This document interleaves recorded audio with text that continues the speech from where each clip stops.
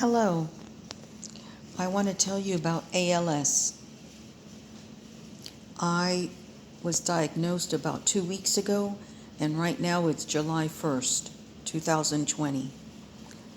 My symptoms began around June of 2018. How it began is I began falling, not knowing why I was falling.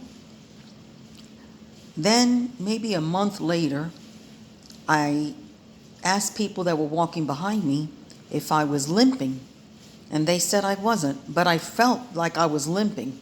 My brain was telling me that my leg was limping.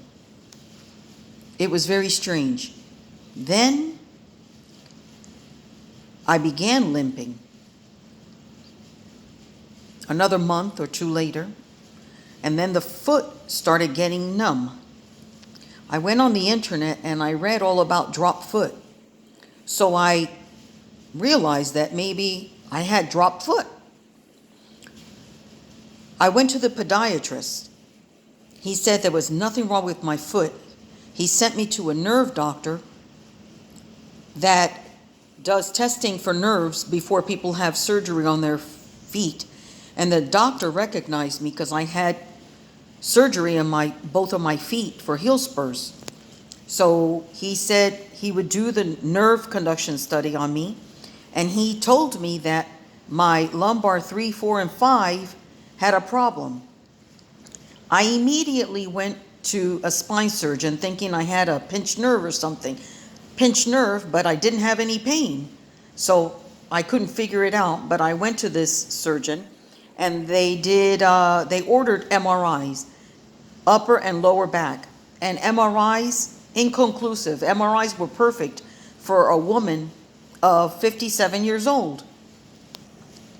So then at that point, while I was sleeping, I was having major muscle cramps in both legs. I couldn't move my legs. The pain was excruciating.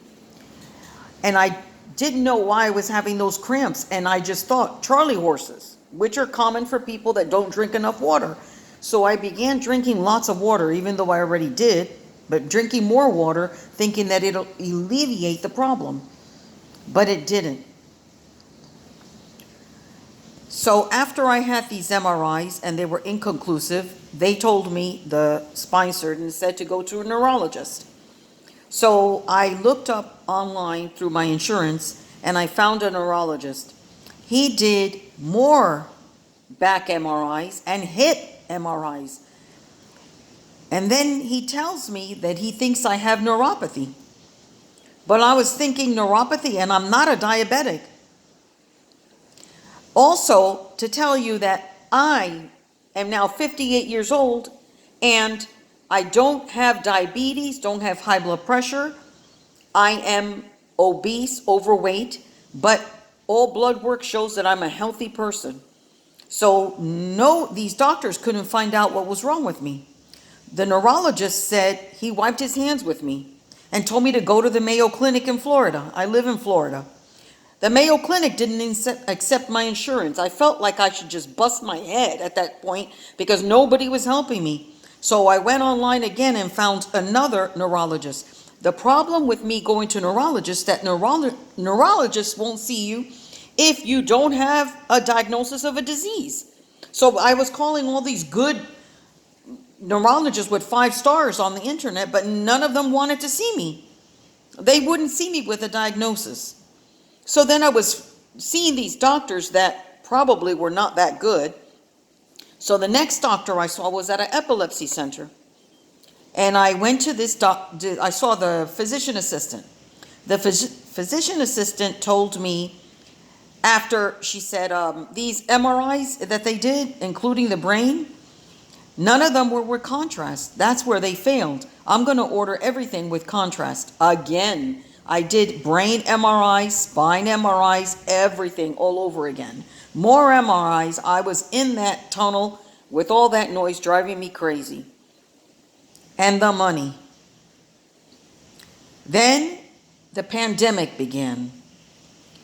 And the office of that neurologist office wanted to see me. And I said, I'm not going to see anybody nor video or anything and spend money on seeing a doctor when she said she couldn't figure out what was wrong with me. So I waited after the pandemic had settled a little in Florida, and in May, I set an appointment and went to see her. When I saw her, she said that she wanted me to see another neurologist that she thought was very good and rated him very well, and he was a brain neurologist. So I went to see this neurologist. When I saw him, he did several studies on me, just poking me and checking my tongue, my arms, my fingers, my leg, my right leg that seemed to be fine. Then he did an EMG. When he proceeded to do the EMG, the first study, I stayed still. But when he did the second one, where he had to poke me with needles, I yelled bloody murder on the left leg that was numb and paralyzed. At this point, failed to tell you, my whole left leg is paralyzed. So he could not conduct the EMG. Then he came back in the room after I was dressed and proceeded to tell me that he thought I had ALS. I could not believe his words. I couldn't believe what was coming out of his mouth.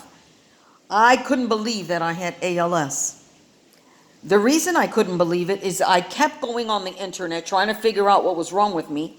And every time I looked, ALS kept popping up with my symptoms. But then when I looked, all these people had numb tongues, couldn't speak, paralyzed hands. Nobody talked about drop foot or paralyzed leg. And I didn't know that ALS could just numb any limb. So it could be your right foot, it could be your left foot, it could be your knee, it could be your legs. People, listen, if you have these symptoms with twitching, it's ALS more than likely. And no doctors can figure out what's wrong with you. The reason they can't figure it out is because all tests with ALS come back negative, including the brain. Nothing will show ALS. It doesn't show up in any test. Now, this doctor saw me again because the pandemic got worse and saw me on video and said that he wanted to see me in 3 months. After he tells me that he thinks I have ALS, he doesn't write it down. He doesn't diagnose me on paper. So I got really mad. 3 months is a long waiting period for somebody that has ALS when every day is ticking to closer to death. So I went to the ALS Society of Orlando and I told them what was going on. They referred me to a ALS neurologist specialist. So I set an appointment with her and saw her, and she diagnosed me with ALS. She knew I had ALS because of my symptoms and everything I said from the 2-year period. Why I am posting this is everyone needs to be aware that even though you look on the internet and you look at these symptoms, nothing says what I had.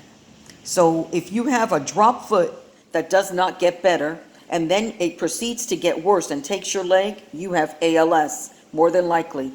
See neurologists. Try to see good neurologists. You need to get a conclusion, a good diagnosis. It took me 2 years, and it shouldn't have taken 2 years. Most people with ALS get a diagnosis in 12 months, 14 months, even 15 months, and mine took 2 years. That's 2 years out of my life. I hope this helps you. Have a good day. Bye-bye.